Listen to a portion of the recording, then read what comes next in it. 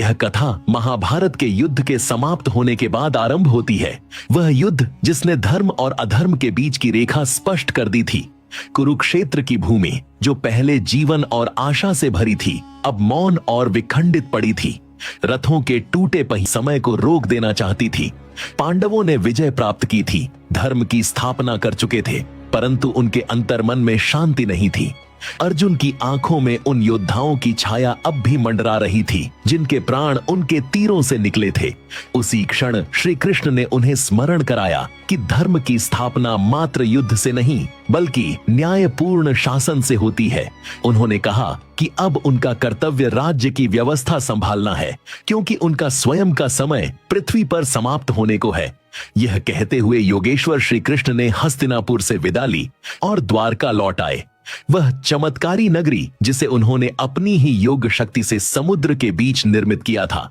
द्वारका, जहां के महल सोने, रत्नों और शुद्ध चांदी से जड़े थे, जहां उत्सव, संगीत और नृत्य प्रत्येक के लिए समान है। और इस बार उसका केंद्र स्वयं कृष्ण का वंश था।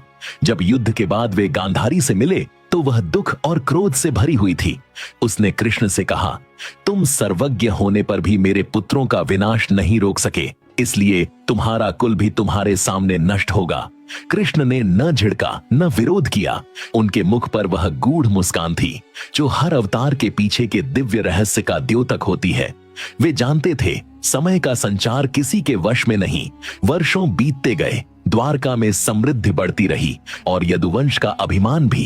कृष्ण के पुत्र सांब, जो अत्यंत पराक्रमी किंतु उद्दंड स्वभाव के थे, एक बार ऋषियों से परिहास करने के लिए स्त्री वेश धारण कर उनसे पूछ बैठे, ओह मुनियों, बताइए इस गर्भवती स्त्री को पुत्र होगा या पुत्री? अपमानित हुए ऋषियों ने शाप दिया, इस गर्भ से लोहे की मूसल उत्पन्न होगी जो संपूर्ण यदुवंश का संहार करेगी। कुछ समय बाद वास्तव में एक लोहे की मूसल उत्पन्न हुई। भय के कारण यदुवंशी उसे पीसकर समुद्र में फेंक आए, पर वह लोहा रेत में समा गया और उसकी बारीक किरचें समुद्र तट की घास में अंकुरित हो गईं। यही की मूर्त अभिव्यक्ति। महाभारत के युद्ध को 36 वर्ष बीत चुके थे। द्वारका में अब नीति की जगह विलास ने ले ली थी, संयम की जगह मदिरा और विनम्रता की जगह अभिमान। स्वयं श्री कृष्ण ने जब देखा कि यदुवंश पतन के कगार पर है तो उन्होंने उन्हें प्रभास क्षेत्र में तीर्थ स्नान के लिए जाने का आदेश दिया। होकर एक दूसरे पर उपहास करने लगे तो झगड़ा बढ़ा और हिंसा का रूप ले लिया। जिसने भी हाथ में घास उठाई वह घास लोहे के शस्त्र में बदल गई। वही मूसल जो कभी समुद्र में फेंकी गई थी अब नियति बनकर लौट आई थी। महापुरुष परस्पर एक दूसरे के प्राण हरने लगे और कुछ ही पलों में संसार का सबसे तेजस्वी वंश स्वयं के ही हाथों विनाश को प्राप्त हुआ। इस विनाश के बाद बलराम समुद्र तट की ओर चले गए। अपने दिव्य स्वरूप को स्मरण करते हुए उन्होंने समाधि ली और उनके शरीर से शेषनाग का तेज प्रकट होकर सागर में विलीन हो गया। पीपल के वृक्ष के नीचे बैठे ध्यानस्थ हो गए, जैसे वह संसार के सभी कर्मों से ऊपर उठ चुके हों। उसी समय एक शिकारी जरा उन्हें दूर से हिरण समझ बैठा और अनजाने में उनके पद्मनाभ पर तीर छोड़ दिया। तीर लगने पर भी कृष्ण के अधरों पर मुस्कान थी।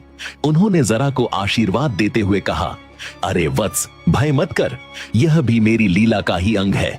यह कहकर वे योग मग्न हो गए। पृथ्वी, आकाश, सागर तीनों कुछ समय के लिए स्थिर हो गए, जैसे स्वयं सृष्टि अपने प्रियतम के प्रस्थान पर मौन श्रद्धांजलि दे रही हो। देवताओं ने पुष्प वर्षा की, गंधर्वों ने स्वर्गीय वीणा बजाई और पृथ्वी ने अपने हृदय में एक शून्य महसूस किया। जब यह समाचार पांडवों तक पहुंचा तो वे शोक से व्याकुल होकर द्वारका पहुंचे। अर्जुन ने वहां यदुवंश की रानियों और बचे हुए जनों का अंतिम संस्कार किया और उन्हें लेकर इंद्रप्रस्थ की ओर लौटने लगे। जैसे ही उन्होंने द्वारका को छोड़ा, समुद्र का गर्जन होने लगा, मानो वह भी अपने स्वामी को विदा देने आया हो। लहरें बढ़ती गईं और देखते ही देखते द्वारका का हर महल, हर मंदिर, हर शिल्प और हर स्मृति सागर के गर्भ में समा गई। युगों का वैभव जल में विलीन हो गया और रह गया केवल सागर का अथाह नीलापन। यह किंवदंती केवल एक युगांत की नहीं बल्कि सृष्टि के उस चिरंतन नियम की दास्तान है जो कहता है, जो जन्म लेता है उसका अंत निश्चित है। श्री कृष्ण का जीवन धर्म, करुणा, नीति और प्रेम का मार्गदर्शक है। द्वारका का सागर में समाना केवल भौतिक नगर का विनाश नहीं, बल्कि एक युग के पतन और नए युग के उदय का प्रतीक था। कलयुग का प्रारंभ, जब मनुष्य को पुनः सत्य, धर्म और आत्मबोध की खोज करनी थी। और इस निरंतर प्रवाह में श्री कृष्ण की वाणी युगों युगों तक गूंजती रही, जब जब धर्म की हानि होगी मैं पुनः अवतरित होऊंगा। यही उनका संदेश था, यही उनका व्रत कि परिवर्तन शाश्वत है, परंतु सत्य, प्रेम और धर्म ही अनंत हैं। दोस्तों, अपनी पुरानी संस्कृति और इतिहास जानने के लिए आप हमें फॉलो करें और वीडियो को शेयर करें ताकि सभी लोगों